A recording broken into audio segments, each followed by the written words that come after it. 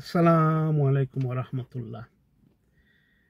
একটা ডিবেট সম্বন্ধে সবেও আলাপ করা কার্য হয়েছিল 8 September 2025 regarding 5-year route 10-year route। আমি যেটা বুঝছি সিম্পলি দুই একটা কথা হইতাম। সো এলিয়ার দিস ইয়ার একটা হোয়াইট পেপার বাড়িয়েছিল প্রপোজাল যে 5-year route নে হইতো 10-year route মানুষ ইনডেফিনিট লিভ ফাইবার লেন। এটা মেইনলি রিগার্ডিং স্কিল্ড ওয়ার্কার বা হংকংয়ের ক্যাটেগরি বা আরও এখন দুই ক্যাটেগরি আছে।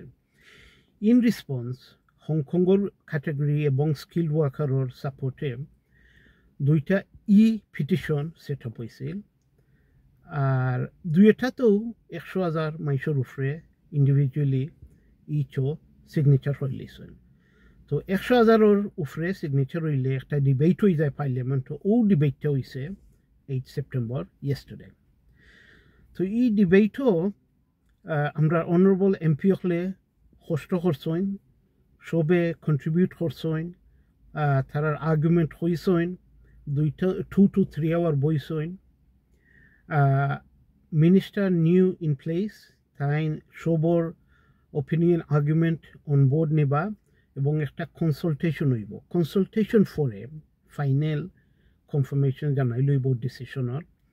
সো এবো কোনো ফাইনাল হইছে না, বাট পণ্ডিত হলে কইরা যে আশা করা যায় যারা অলরেডি আইচন ই রুটে 5-year রুটে, এরা 5-year রুট ফরে সাকসেসফুল যদিও হয় ইনডেফিনিট লিভ ফাইবা।